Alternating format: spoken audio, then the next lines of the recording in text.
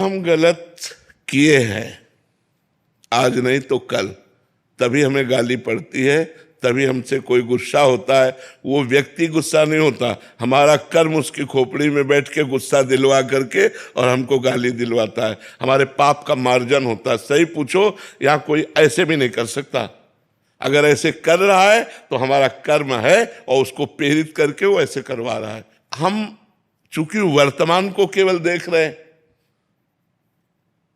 भूत को तो देखा नहीं। जैसे ए भाई, अगर तुम इनके भूत के कार्य को जानो तो तुम यही कहोगे भगवान ने सही किया। हाँ, भगवान ने सही किया, लेकिन हम भूत के कार्य को तो जानते नहीं। हम वर्तमान के दृश्य को देखते हैं। यहाँ जो भी हो रहा है, हम अपने कर्मों का भोग भोग रहे हैं।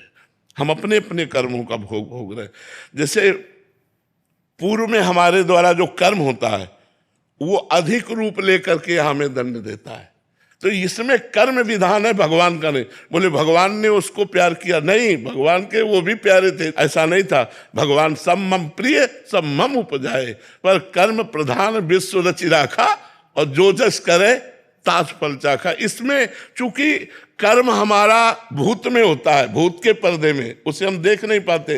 और वर्तमान में जब दंड मिलता है तो लगता है भगवान बड़ा निर्दयी। हमारा अकेला लड़का था 20 साल का, उसको भगवान ने मार दिया। हमने क्या किया? भगवान की पूजा की, भगवान की आराधना की। भगवान ने हमारे साथ क्या किया?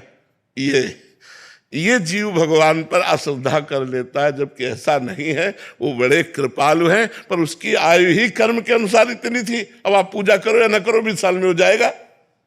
तो ये बातें समझनी है सत्संग के द्वारा कि हमको कोई अगर क्रोध करता है, कोई गाली देता है, तो कहीं ना कहीं वो हमारे किसी कर्म का मार्जन है। हम समझ नहीं पाते और नया कर्म कर बैठते। और अगर हम चुप सह जाएं तो हमारे कर्म का मार्जन हो जाएगा, पर सहना बहुत कठिन है।